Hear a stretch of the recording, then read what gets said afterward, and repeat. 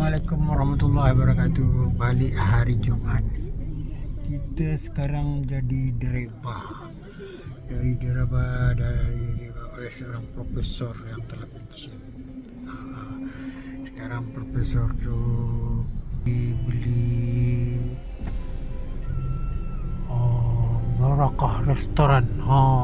Nak beli kari. Jadi kita kena tunggulah dia.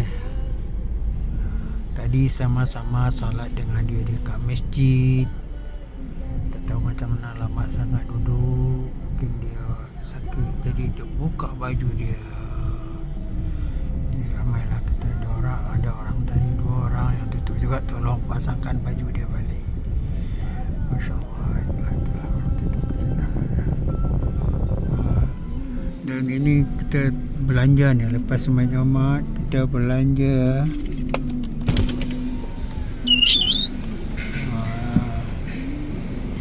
di mana namanya, di Sungai Tua Baru.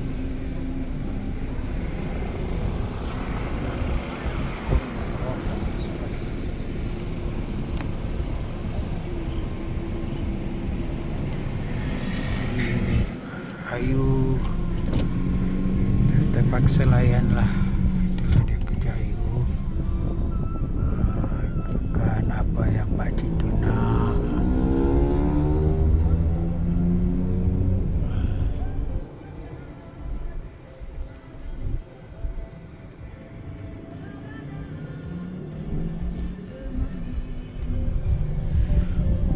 Ni hari pakcik mana Profesor mana nak makan kari ikan. Datang nak makan kari ikan. Mau sebaya dengan apa? Mudah-mudahan dia sihat, senang.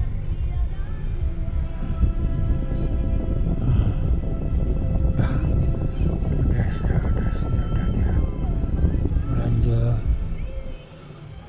Ayu layan dia belanja, beli kari.